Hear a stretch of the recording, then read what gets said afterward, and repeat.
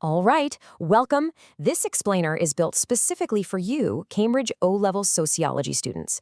Today, we are diving deep into one of the biggest topics you'll cover. What are the key factors that explain why different people have such different levels of educational achievement? Let's get you prepped for those exams. So here's our game plan for today. First up, we're going to make sure we're all on the same page with some key definitions. Then we'll look at the big factors outside of school, like social class and ethnicity.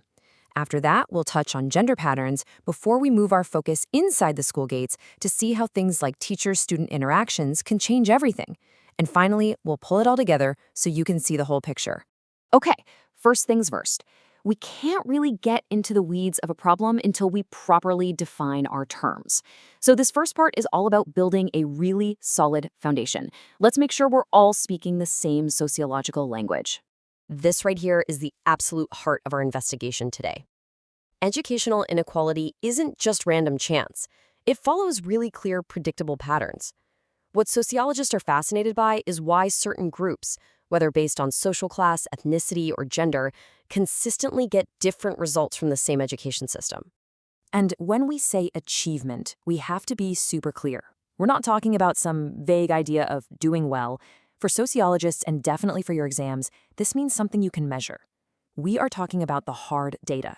Exam results, grades, qualifications. This is what allows us to make those really clear, evidence-based comparisons between different groups. Right. Now that we've got our key terms locked down, let's tackle the first huge piece of this puzzle. We are starting with what is arguably one of the most powerful predictors of how well you'll do in school: social class.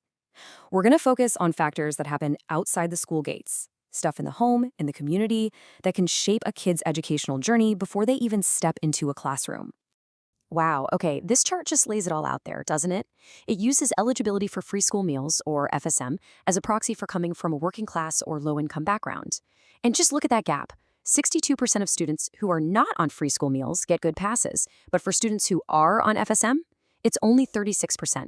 So the massive question this data practically screams at us is, why? Why is this gap so incredibly wide? So let's try to answer that why. A major explanation is something called material deprivation. Now, it's really crucial you get this right. This isn't just a vague term for being poor. It's about not having the actual physical stuff, the resources that most people take for granted, that you need to do well in school.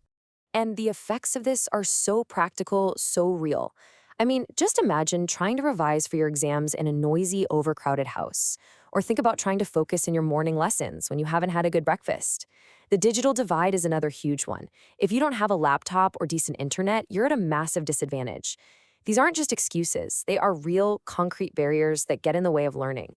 Now, this is really interesting because we're shifting from material things like money and resources to cultural things like attitudes and values.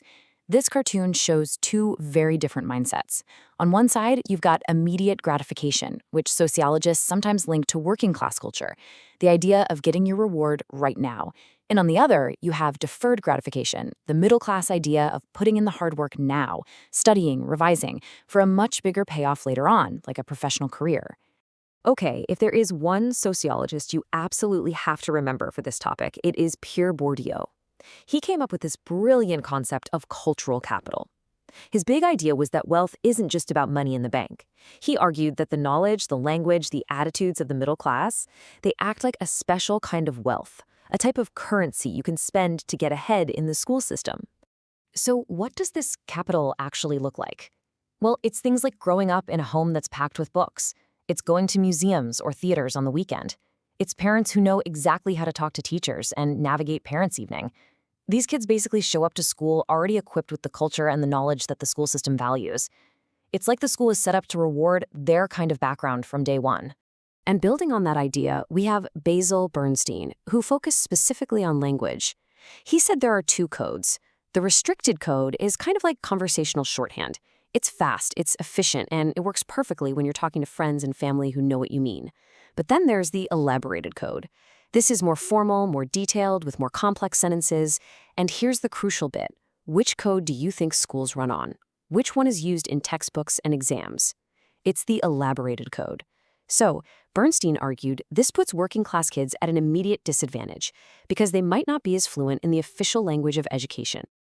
All right, let's switch gears now and focus on another huge factor in educational inequality: ethnicity. This is a really complex area because we're looking at a whole mix of things, from cultural backgrounds and family expectations to the impact of racism within the education system itself. This is such a critical concept to get your head around. Institutional racism isn't about pointing the finger at an individual teacher who has prejudiced views. It's much more subtle and honestly much more powerful than that. It's about how the normal, everyday routines, policies, and culture of the school as a whole can end up disadvantaging students from certain ethnic groups, often without anyone intending it to. And a perfect example of institutional racism in action is what's called an ethnocentric curriculum. Basically, this is when the stuff that's taught in school, the history, the literature, the music, is all presented from the perspective of one dominant culture.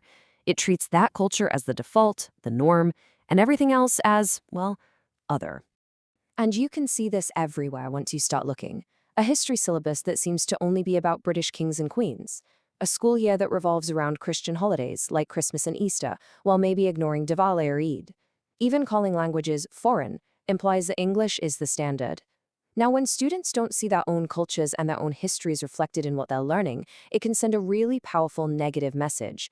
This place isn't for you. And that can lead to them feeling alienated and switching off from school. Okay, let's talk about gender. This is a really fascinating area of sociology because the trends here have done a complete 180 over the last few decades. We need to quickly cover the main trend and some of the reasons sociologists think this dramatic shift has happened.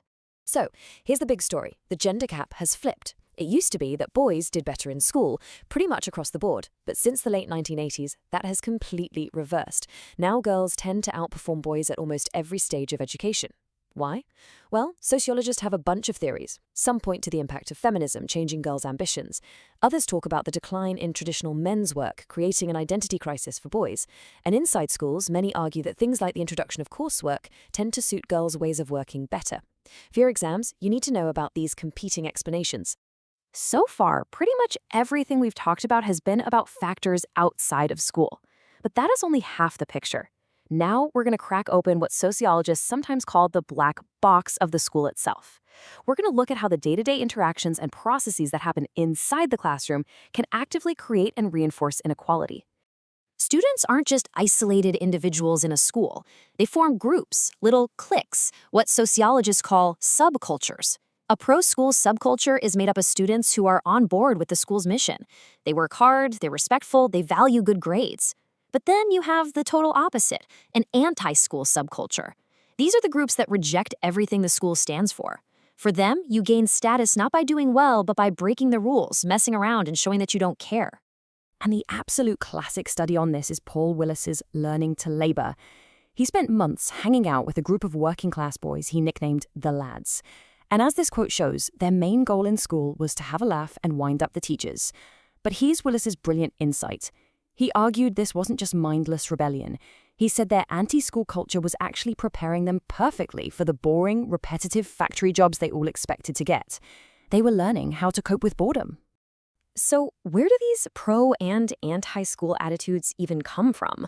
Well, interactionist sociologists say we have to look at the incredible power of labeling. This is the idea that teachers, often without even realizing it, attach labels to their students. Bright, hardworking, lazy, a troublemaker, and these labels often aren't based on objective facts, but on stereotypes related to a student's class, ethnicity, or even just their uniform. And this is where it gets really powerful. A label isn't just a name. As this diagram shows, it can kickstart a process known as the self-fulfilling prophecy. This is a wild psychological loop where an initial belief or label, even if it's completely false, can actually end up becoming true simply because of how it changes everyone's behavior. Let's break this cycle down into 3 steps. Step 1, the teacher applies a label. Sociologist Howard Becker argued that teachers have this mental image of an ideal pupil, usually someone polite, neat, and middle class. Step 2, the teacher then treats the student differently based on that label. They might give more praise and attention to the bright student while watching the troublemaker like a hawk. And finally, step 3, the student internalizes the label. They start to believe it themselves. They think, I guess I am clever, or I guess I am just naughty, and their actual behavior and achievement starts to match that original label. The prophecy is fulfilled. Okay, deep breath. We have covered a ton of ground. We've talked about material and cultural stuff happening outside school, and we've talked about subcultures and labeling happening inside. Now, for the final and most important step, and this is the key to getting top marks in an essay. We need to think about how all these different explanations actually connect to each other. So this is the big debate you need to wrestle with. What's more important, the stuff that happens outside the school gates or the stuff that happens inside? Or, and this is where the really clever sociology happens, is it all about how the two interact? For example, could a student's working class restricted code, an outside factor, lead to a teacher giving them a negative label, an inside factor, which then pushes them into an anti-school subculture? See? It's about connecting the dots. There's no single easy answer, but understanding that complex debate is what brilliant sociology is all about.